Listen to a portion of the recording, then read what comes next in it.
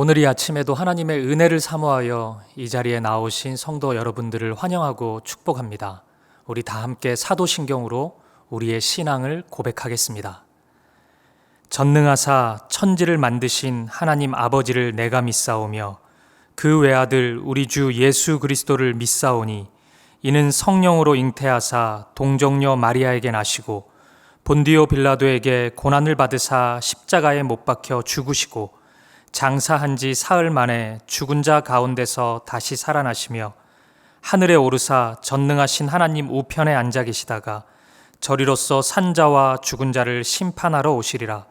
성령을 믿사오며 거룩한 공회와 성도가 서로 교통하는 것과 죄를 사하여 주시는 것과 몸이 다시 사는 것과 영원히 사는 것을 믿사옵나이다. 아멘. 찬송가 301장 다 함께 찬양 드리시겠습니다.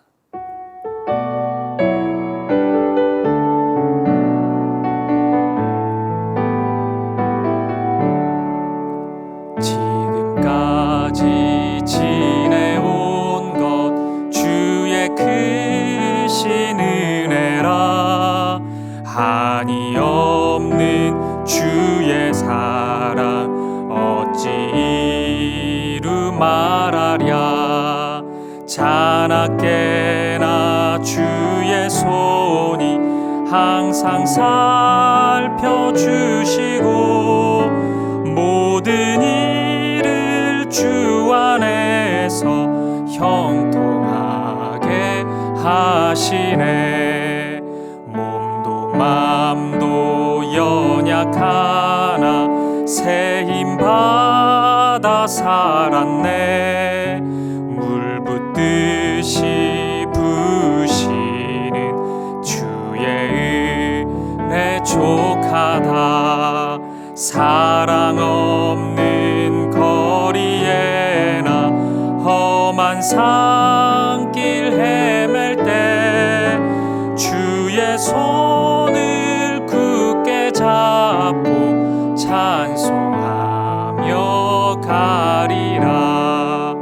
주님 다시 배올 날이 날로 다가와 무거운 짐 주께 맡겨 벗을 날도 멀잖네. 나를 위해 예비하신 고향 집에 돌아가 아버지의 품 안에서 영원토록 살리라. 아멘. 오늘 이 아침에 우리에게 주신 하나님의 말씀은 구약성경 출애굽기 18장 1절부터 12절까지 말씀입니다. 출애굽기 18장 1절부터 12절까지 말씀입니다. 제가 봉독하도록 하겠습니다. 모세의 장인이며 미디안 제사장인 이드로가 하나님이 모세에게와 자기 백성 이스라엘에게 하신 일, 곧 여호와께서 이스라엘을 애굽에서 인도하여 내신 모든 일을 들으니라. 모세의 장인 이드로가 모세가 돌려보냈던 그의 아내 십보라와 그의 두 아들을 데리고 왔으니 그 하나의 이름은 게르솜이라. 이는 모세가 이르기를 내가 이방에서 나그네가 되었다 함이요. 하나의 이름은 엘리에셀이라. 이는 내 아버지의 하나님이 나를 도우사 바로의 칼에서 구원하셨다 함이더라. 모세의 장인 이드로가 모세의 아들들과 그의 아내와 더불어 광야에 들어와 모세에게 이르니 곧 모세가 하나님의 산에 진친 곳이라. 그가 모세에게 말을 전하되 내 장인 나 이드로가 내 아내와 그와 함께한 그의 두 아들과 더불어 내게 왔노라. 모세가 나가서 그의 장인을 맞고 절하고 그에게 입맞추고 그들이 서로 문안하고 함께 장막에 들어가서 모세가 여호와께서 이스라엘을 위하여 바로와 애굽 사람에게 행하신 모든 일과 길에서 그들이 당한 모든 고난과 여호와께서 그들을 구원하신 일을 다 장인에게 말하매 이드로가 여호와께서 이스라엘에게 큰 은혜를 베푸사 애굽 사람의 손에서 구원하심을 기뻐하여 이드로가 이르되 여호와를 찬송하리로다. 너희를 애굽 사람의 손에서와 바로의 손에서 건져내시고 백성을 애굽 사람의 손 아래에서 건지셨도다. 이제 내가 알았도다. 여호와는 모든 신보다 크심으로 이스라엘에게 교만하게 행하는 그들을 이기셨도다 하고 모세의 장인 이드로가 번제물과 희생 제물들을 하나님께 가져오매 아론과 이스라엘 모든 장로가 와서 모세의 장인과 함께 하나님 앞에서 떡을 먹으니라. 아멘. 우리가 매일 살펴보고 있는 출애굽기는 우리 모든 인생들을 향한 하나님의 구원을 구약의 배경 속에서 매우 입체적으로 보여주고 있는 성경입니다. 이스라엘은 애굽에서 바로라고 불리는 왕의 노예로 일했던 그런 천박한 신분에 불과했습니다. 온갖 육체 노동을 통해 하나님과 전혀 관계없는, 아니 하나님을 대적하는 일에 쓰임받던 이스라엘을 하나님은 관건적으로 택하십니다. 그리고 그것을 탈출하여 새로운 세계, 오직 하나님만을 섬기고 하나님과 교제하는 곳, 하나님의 사랑의 질서로 가득한 곳, 새로운 세상 가나안으로 인도해 가십니다. 물론 출애굽의 과정은 결코 쉬운 일은 아니었습니다. 막 불에 먹던 노예 이스라엘을 바로가 쉽게 보내줄 리가 없었습니다. 바로의 끈질기고도 광적인 집착과 추격이 있었습니다. 그리고 약속의 땅인 가나안으로 가는 과정도 결코 평탄치 못했습니다. 언제나 하나님이 도우시기는 했지만 오늘 본문 바로 앞장인 17장에 기록된 것처럼 르비딤에서 마실 물이 없어서 원망하는 이스라엘의 모습, 아말렉이라는 강한 민족과 싸워야 하는 상황이 일상처럼 찾아왔습니다. 이스라엘은 광야에서 이런 일을 수없이 반복해서 경험합니다. 그런데 놀랍게도 이런 극한의 상황을 통해 하나님은 스스로 구원자 하나님이심을 하나씩 증명해 나아가십니다. 출애굽기를 이스라엘이라는 한 나라의 독립투쟁기가 아닌 모든 인생들을 향한 하나님의 구원으로 읽어야 하는 이유는 다름 아닌 성경이 출애굽을 그렇게 해석하고 있기 때문입니다. 신약 성경은 출애굽의 모든 과정을 죄와 사망에서 죽어가는 우리 인생들을 구원하신 예수 그리스도의 십자가, 그 은혜를 미리 보여주는 그림자와 같다고 말씀합니다. 애국과 바로는 모든 인생들을 죽음으로 몰아붙이는 죄의 세력을 상징합니다. 따라서 이스라엘이 애굽에서 노예 생활을 한 것은 하나님을 알지 못한 채 죄의 노예로 살아갔던 우리들의 옛 모습을 보여준다고 할 수 있습니다. 이렇게 보면 출애굽은 죄와 사망에서의 탈출이요, 새로운 시작이라고 할 수 있습니다. 그런데 죄가 우리를 쉽게 포기합니까? 죄 짓지 않겠다고 내가 그냥 선언하면 그러십시오, 나 죄는 떠나겠습니다, 이렇게 쉽게 우리를 놓아줍니까? 결코 그렇지 않습니다. 할 수 있는 힘을 가지고 우리를 붙잡으려고 합니다. 로마서는 이런 죄의 힘을 죄와 사망의 법이라고 표현합니다. 이스라엘을 집요하게 추격하는 바로의 군대는 이런 죄의 집착성을 보여주는 것입니다. 그리고 이제 최대의 위기가 발생합니다. 애굽을 탈출한 이스라엘 앞에 홍해라는 큰 바다가 가로막고 있는 것입니다. 애굽의 군대는 이스라엘의 턱 밑까지 추격한 상황입니다. 이스라엘은 이제 그 스스로는 아무것도 할 수 없는 상황에 놓였습니다. 그런데 바로 이때 놀라운 일이 벌어집니다. 홍해가 갈라져 버린 것입니다. 그 갈라진 홍해 사이로 이스라엘 백성들은 유유히 그 바다를 건너가고 바로와 그의 군대는 홍해 바다에 수장되고 맙니다. 신약 성경은 바로 이 모습을 예수 그리스도께서 이루신 구원의 절정으로 설명합니다. 홍해는 그리스도께서 흘리신 보혈의 능력을 보여줍니다. 그리스도의 피로 우리가 죄에서 자유케 된 것처럼, 정결케 된 것처럼, 그리고 마치 세례가 그 보혈의 능력으로 우리가 깨끗게 되었음을 보여주는 하나의 상징적 의식인 것처럼 이 홍해 사건은 구원의 사건이요, 구원의 상징적 표징이 된 것입니다. 따라서 바로의 군대가 홍해에 수장되어 전멸된 것처럼 그리스도께서는 십자가에서 그 흘리신 피로 죄와 죽음의 세력을 모두 멸하셨습니다. 이를 설명하는 신약 성경을 하나만 찾아보겠습니다. 고린도전서 10장 1절에서 4절 말씀입니다. 제가 읽어보겠습니다. 형제들아, 나는 너희가 알지 못하기를 원하지 아니하노니 우리 조상들이 다 구름 아래에 있고 바다 가운데로 지나며 모세에게 속하여 다 구름과 바다에서 세례를 받고 다 같은 신령한 음식을 먹으며 다 같은 신령한 음료를 마셨으니 이는 그들을 따르는 신령한 반석으로부터 마셨음에 그 반석은 곧 그리스도시라. 아멘. 바울은 출애굽의 사건이 세례를 받는 사건이라고 말합니다. 마치 반석에서 터져 나오는 신령한 음료를 마시는 것과 같은데 그 반석은 다름 아닌 예수 그리스도라고 말씀합니다. 그리스도의 피가 우리를 죄에서 건지셨습니다. 죄의 나라에서 하나님의 나라로 우리를 출애굽시키셨습니다. 이제 이스라엘은 신분이 바뀌었습니다. 바로를 섬기는 노예에서 하나님을 섬기는, 하나님을 예배하는 예배자로 바뀌었습니다. 로마서 6장 23절을 보면 바울이 죄의 삭슨 사망이라고 말씀하는데, 이것은 애굽에서 노예 생활을 했던 이스라엘의 모습을 통해 사탄의 나라를 설명하는 바울의 독특한 설명 방식입니다. 사탄의 나라는 죄를 통해서 점점 왕성해집니다. 사탄은 그 나라의 백성들을 불러 모읍니다. 그 나라에서 열심히 사탄의 마음에 합한 사람은 죄를 많이 짓는 사람입니다. 죄를 많이 지으면 사탄은 그에 합당한 월급, 품삯을 줍니다. 사탄의 나라의 용병으로 불리온 사람들은 죄를 열심히 짓고 그 품삯으로, 그 죄의 결과로 죽음, 사망을 받게 되는 것입니다. 굉장히 무서운 나라입니다. 그렇게 사탄을 섬기는 나라의 노예에서, 바로를 섬기는 나라의 노예에서 하나님을 섬기는 예배자로 저와 여러분을 부르신 것입니다. 죄와 사망 아래 있는 사탄의 용병의 신분에서 하나님을 예배하는 하나님의 자녀로 우리의 신분이 완전히 바뀌었습니다.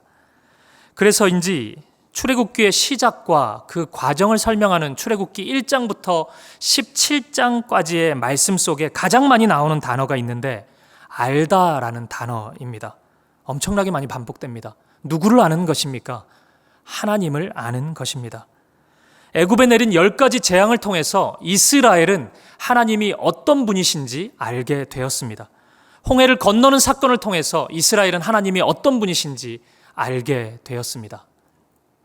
광야에서 반석에서 물이 나오는 것을 통해서 하나님이 어떤 분이신지 알게 되었습니다. 만나와 메추라기를 통해서, 구름기둥과 불기둥을 통해서, 아말렉과의 전쟁을 통해서 이스라엘은 하나님이 자신들을 구원하시는 구원자 하나님 되심을 하나씩 알아가기 시작했습니다. 이처럼 이스라엘은 시내산에 도착하기 전까지 하나님이 어떤 분이신지 하나님을 충분히 경험하는 시간을 가졌던 것입니다. 오늘 본문은 이 모든 과정을 매우 압축적으로 보여주고 있습니다. 모세의 두 아들의 이름은 모세라는 한 사람의 일생, 넓게는 이스라엘 한 민족이 겪었던 출애굽의 그 모든 스토리, 더 넓게는 저와 여러분을 포함한 모든 인생들이 걸어가는 그 인생의 모든 모습을 상징적으로 보여준다고 할 수 있습니다. 첫째 아들 게르솜의 이름의 뜻은 나그네입니다. 내가 이방에서 나그네가 되었다는 의미입니다. 실은 이것은 모세의 일생을 보여주는 표현이라고 할 수 있습니다. 모세는 태어나자마자 죽음의 위협 앞에 서게 됩니다. 보잘것없는 작은 갈대 상자에 맡겨진 운명이었습니다. 잠시 애굽의 왕자로 살았지만 40년을 광야에서 그 인생을 보냈습니다.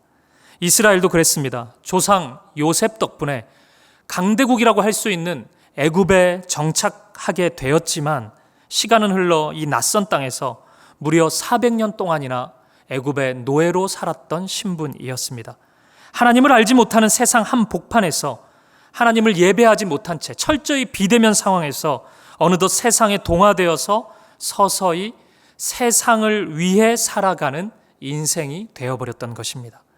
그럼 모세와 이스라엘을 하나님은 도우시고 구원하셨습니다. 둘째 아들의 이름이 무엇입니까? 엘리에셀입니다. 이름의 뜻이 하나님의 도우심입니다. 오늘 본문 4절은 이 엘리에셀의 뜻을 이렇게 해설합니다. 18장 4절을 보겠습니다. 하나의 이름은 엘리에셀이라.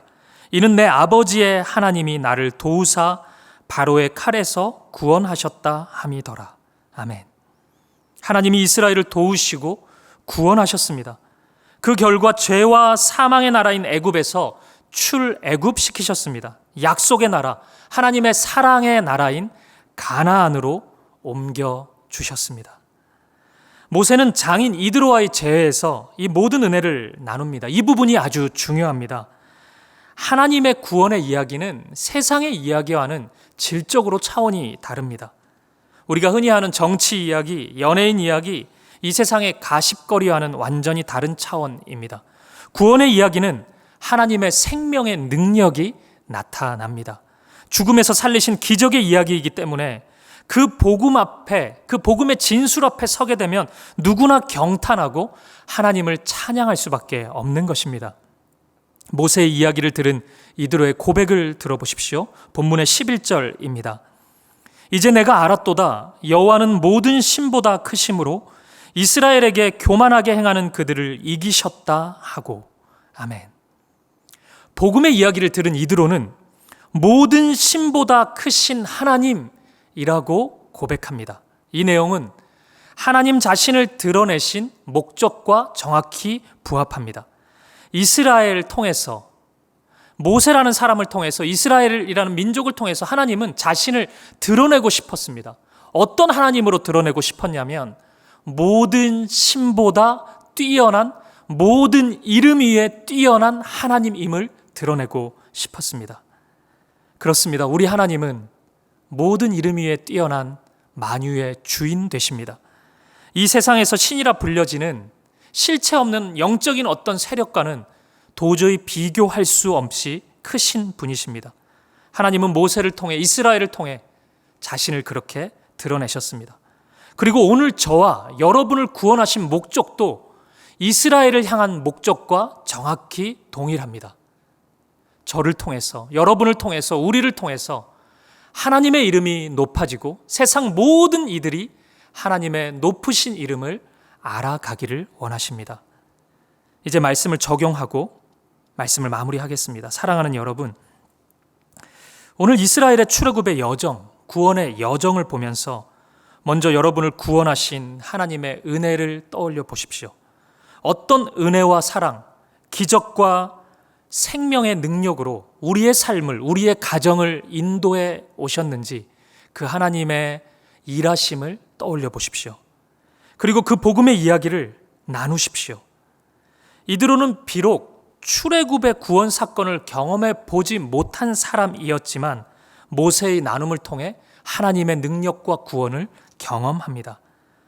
복음은 직접 경험하는 것에 앞서 복음을 듣는 것이 선행되어야 합니다. 경험하는 것 없이 하나님의 자녀로 나아갈 수는 없지만 경험하는 것에 앞서 반드시 복음을 듣는 일이 있어야 되는 것입니다. 로마서 10장 17절의 말씀처럼 믿음은 들음에서 나는 것이기 때문입니다. 복음을 들은 이드로의 반응을 보십시오. 본문의 10절입니다. 이드로가 이르되 여호와를 찬송하리로다. 너희를 애굽 사람의 손에서와 바로의 손에서 건져내시고 백성을 애굽 사람의 손 아래에서 건지셨도다. 아멘. 이드로는 하나님을 찬송합니다. 하나님을 마음껏 높여드립니다. 사랑하는 여러분, 추석 연휴 기간, 명절 기간을 보내고 있습니다. 여러분의 구원의 이야기를 사랑하는 가족들에게, 사랑하는 이들에게 담대히 전할 수 있는 시간이 되었으면 좋겠습니다. 정치 이야기, 연예인 이야기, 재테크 이야기, 학생들 앉혀놓고 어느 대학 갈 건지, 성적 얼마나 나오는지, 청년들 앉혀놓고 결혼 언제 할 건지, 취업은 했는지 그런 질문 하지 말고 여러분의 출애굽 이야기를 들려주십시오. 여러분에게 일어났던 아름다운 출애굽 이야기를 담대히 해보십시오. 찬송의 열매를 보게 될 것입니다. 본문 12절에 보면 이드로가 번제물과 희생제물을 하나님께 드리는 장면이 나옵니다. 당시에는 하나님을 향한 제사 제도가 정립되기 전입니다. 그런데 이드로는 하나님께 무엇을 드리고자 애를 씁니다. 이 장면이 왜 중요하냐면 출애굽 이후에 나타난 첫 번째 제사의 장면, 예배의 장면이기 때문입니다. 하나님은 출애굽 이후에 받으시는 첫 번째 예배를 이방인 이드로를 통해서 영광 받으셨던 것입니다. 아직도 명절 때마다 예배는커녕 조상에게 바치는 제사 준비하느라 심적으로 육적으로 무엇보다 신앙적으로 힘들어하는 불신 가정들의 이야기를 많이 듣습니다. 오늘 이드로의 모습을 통해 하나님의 일하심을 꿈꾸십시오. 그리고 분명히 기독교 가정은 맞는데 하나님을 예배하지 않고 말씀이 심겨지지 않은 형식적인 모습으로 나아가고 있는 가정들이 있다면 다시금 구원과 생명의 은혜, 예배의 회복을 꿈꿀 수 있는 시간이 되었으면 좋겠습니다. 그래서 이드로가 하나님께 드린 예배의 모습, 오늘 본문 10절에 나오는 이드로가 이르되 여호와를 찬송하리로다, 이 고백이 내 남편이 이르되 여호와를 찬송하리로다, 내 아내가 이르되 여호와를 찬송하리로다, 내 부모가 이르되, 내 아들 딸들이 이르되 여호와를 찬송하리로다, 내 사랑하는 그 사람이 이르되 여호와를 찬송하리로다, 이렇게 바뀔 수 있는 이 은혜가 가득한 오늘 하루, 이번 한 주 여러분의 인생의 걸음걸음 되시기를 우리 주님의 이름으로 간절히 축복합니다. 기도하시겠습니다. 존귀하신 아버지 하나님, 죽음에서 허우적거리면서 죄가 사명인 것처럼 죄인의 길을 무한히 질주하던 우리를 하나님 나라는커녕 사탄의 나라에 기여했던 무지하고 어리석었던 죄의 노예였던 우리를 그리스도의 십자가 피로 구원하시고 하나님 나라의 백성으로 하나님 나라의 예배자로 불러주신 은혜에 감사합니다. 오늘 출애굽의 복된 소식이 출애굽을 통해 하나님을 알아가는 고상한 지식이 바로 우리의 소식이었고 우리의 아름다운 지식입니다. 그 은혜를 다시금 기억하는 이 아침이 되게 하여 주옵소서. 더불어 우리에게 일어났던 이 출애굽의 소식을 사랑하는 이들에게 담대히 전할 수 있는 용기를 주시옵소서. 사랑하는 가족에게, 사랑하는 친구에게, 동료에게, 내가 그토록 아끼는 바로 그 사람에게 이 복음을 전하게 하여 주옵소서. 이방인 이들을 통해 찬송받으시고 예배받으신 하나님, 오늘 우리 가정을 통해, 우리의 자녀들을 통해, 바로 그 사람을 통해 경배받아 주시옵소서. 여호와를 찬송하리로다 고백하는 이드로의 찬송이 오늘 이 하루 우리의 평생의 삶에 넘치게 하여 주시옵소서. 예수님의 이름으로 기도합니다. 아멘. 우리 말씀을 생각하시면서 이렇게 함께 기도하겠습니다. 첫 번째, 하나님의 구원의 은혜를 기억하게 하여 주옵소서. 하나님을 아는 지식으로 내 생각과 마음을 채워주시옵소서. 이어서 구원의 은혜를 담대히 나누는 자 되게 하여 달라고 기도했으면 좋겠습니다. 이 하루 사랑하는 이에게 나의 출애굽 이야기, 복음의 이야기를 나누게 하여 주시옵소서.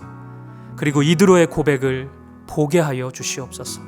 이방인 이드로의 고백과 예배가 우리의 가정에, 직장에, 학교에 가득 채워지게 하여 주시옵소서. 우리 한 마음과 한 뜻으로 함께 기도하시겠습니다. 살아계신 하나님 아버지, 오늘 하나님의 구원의 은혜를